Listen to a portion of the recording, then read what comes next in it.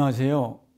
5분 안에 돌파보는 북한의 민족유산 강좌를 진행할 안양대학교 장영철 교수입니다. 여러분, 토파보다라는 것은 무슨 뜻일까요? 어떻게 보는 것이 토파보는 것일까요? 토파보다라는 말은 무엇을 다듬고 뒤집어서 세밀하게 살핀다는 순수한 우리말입니다. 원래는 옷감 자료인 삼끝을 갈라서 그 끝을 가늘고 길고 부드럽게 하려고 톱날 같은 것으로 긁고 훑는다는 뜻입니다. 오랜 기간 동안 같은 민족이었던 북한의 민족유산 정책을 탐색할 때도 마찬가지입니다. 사진으로 보고 글로 읽고 대충 알았다고 할 것이 아니라 지금 그것이 왜 거기 있고 어떤 의미를 지니고 오늘 그 지킴이가 누구인지를 세세하게 살펴보아야 할 것입니다.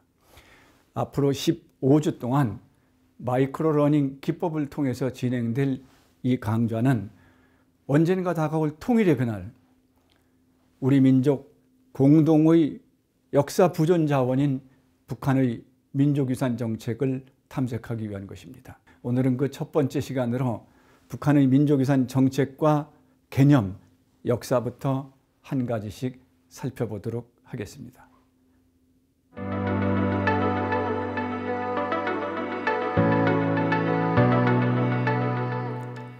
북녘에는 아직도 우리의 옛 것들이 오롯이 숨쉬고 있을까요?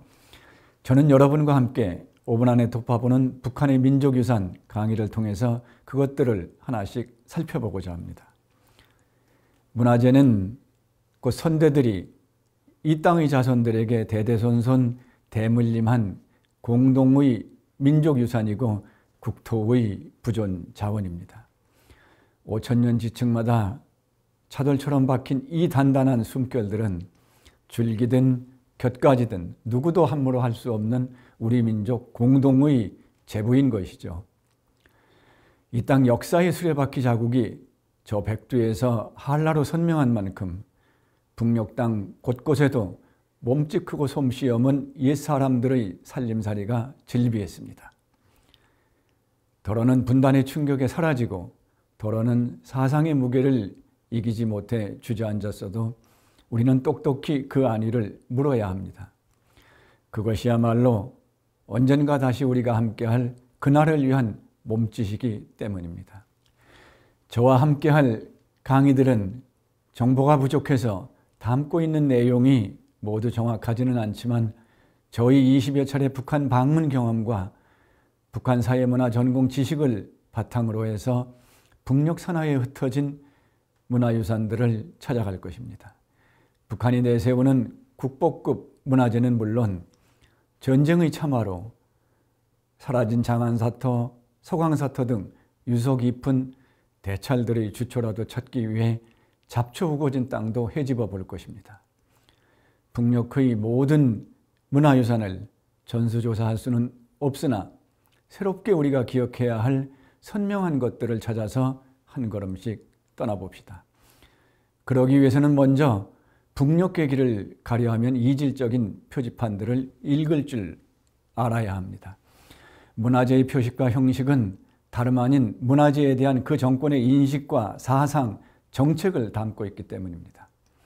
일반적으로 문화재란 인위적이거나 자연적으로 형성된 국가적, 민족적 또는 세계적 유산으로서 역사적, 예술적, 학술적 또는 경관적으로 가치가 큰 대상을 의미합니다. 북한의 민족유산에 대한 개념 역시 다르지 않습니다. 역사상, 예술상 가치가 있는 문화유적 및 유물을 의미하고 있습니다.